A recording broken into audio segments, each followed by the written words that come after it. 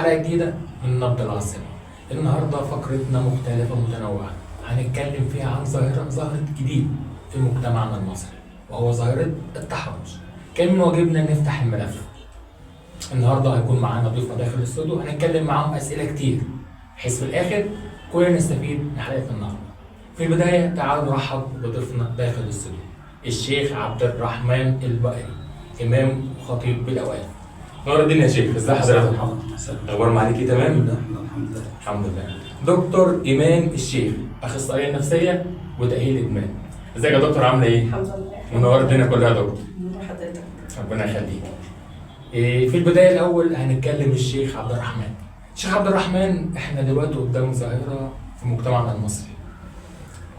الدين رايه ايه في الظاهره دي؟ شايف ان ده بعد عن الدين ولا بتعالجوا الكلام ده ازاي؟ من أهم أسبابها الانفلات أو التفلت من الضوابط الشرعية. البعد عن الدين شيء طبيعي. سيدنا النبي صلى الله عليه وسلم أمر لما قال إياكم والجلوس في الطرقات، قالوا وما حق الطريق يا رسول؟ قالوا يا رسول الله ما لنا من مجالسنا بد. قال فإذا أتم فأعطوا الطريق حقه. من هذه الحقوق قال وغض البصر. غض البصر من الواجبات اللي امر بها رب العزه سبحانه وتعالى لما قال كل المؤمنين يغضوا من ابصارهم ويحفظوا فروجهم. وقال كمان يخاطب النساء ايضا وكل المؤمنات يغضضن من ابصارهن ويحفظن فروجهن. فالتبرج جريمه شرعيه وانسانيه وايضا جريمه قانونيه لها أسباب وأبعاد اجتماعية، وقد يكون اجتماعية لما بنضيق الحلال وبنغالي في الكماليات في الزواج بيصير الاتجاه المعاكس تماما، يبقى الحرام أيسر وأسهل. تعالى في زماننا الإعداد هنا يا شيخ يا دكتور عملوا تقرير وإحصائية بنسب التحرش في مصر. تعالوا نشوف التقرير.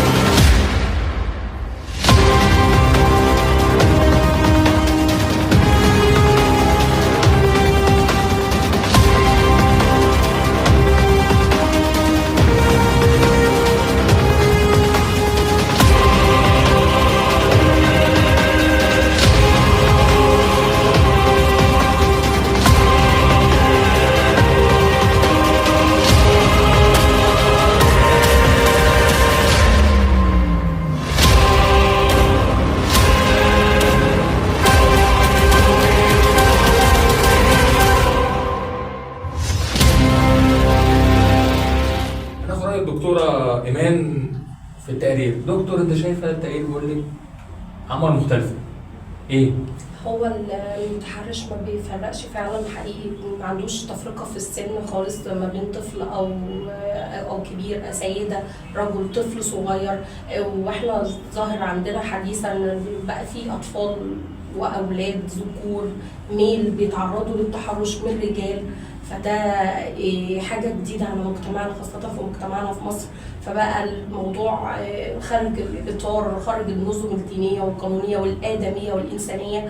فطبعا ده بيجعلنا كلنا كدور المجتمع كله يقف يحط حد للموضوع ده وللظاهرة دي ويتكلم عنها ويعلن عنها زي ما تفضل الشيخ وكلمنا من شوية عن الأمر، إن إحنا لازم يبقى في أمثلة للناس دي علشان نقدر إن إحنا نتصدى للموضوع ده وإنه ما يتكررش كتير وإن الأعمار كلها تتكلم. أنا هنا بخاطب الطفل، بديله لغة بسيطة يقدر يفهمها عشان يقدر يعبر لو مر بأزمة زي دي، يعرف ازاي يواجه مجتمع ويواجه أسرته بالحقيقة اللي هو مر بيها.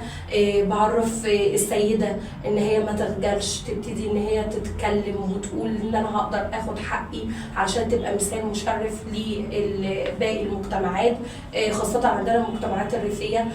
طبعا لما بتتصدر قضية بتطلع في موضوع خاص بالعملية الظواهر التحرش والاغتصاب في المجتمعات الريفيه، بيضطر الاسره ان هي تكتم عن الموضوع او تتستر عليه، فبالتالي بتضيع حق الضحيه، وبالتالي بتتعرض لازمات ممكن توصل معاها للانتحار في سبيل ان هي مش بتعرف تاخد حقها. طب طفل بينعزل عن المجتمع، ما عادش ليه دور، انقطع عن الحياه، تمثل ان هو ما عادش فيه طموحات، ما عادش عنده امل، فبيبتدي ان هو يوقف حياته جدا ويبتدي ينعزل عن الناس ويبتدي يتعامل مع الحياه بطريقه بدائيه بسيطه، وتنتهي احلام الطفوله بالنسبه له والطموحات بالنسبه له. السيده تنتهي بيها المطاف ان هي تعيش حياتها، تنعزل دينيا على اصروا ان هي مثلا اللي غلطانه او اللي هي المذنبه، في سبيل ان المجتمع بيحقر منها وبيحقر من شأنها، وان انت اكيد انت اللي غلطتي، فده بيلقي اللوم عليها، فتحس بالشعور بالذنب وتحس ان هي ما عندهاش شخصيه او انعدمت شخصيتها، فبالتالي تنتابها الامراض النفسيه وتتعقد في مراحلها المختلفه. السيده، الطفل، الراجل، الشيخ، ايا يكن الفئه العمريه اللي بتتعرض لهذه الظاهره. المهم عندنا ان احنا يحصل عندنا توعيه بدور الاسره ودور المجتمع نحو الاشخاص المعرضين لمثل هذه الفئه، ودورنا احنا ان احنا نقف جنبهم ونساعدهم ونوعي الاسره، ويبقى في توعيه للاسره ان ازاي يتعاملوا مع الحاله اللي بتتعرض لحاجه زي كده.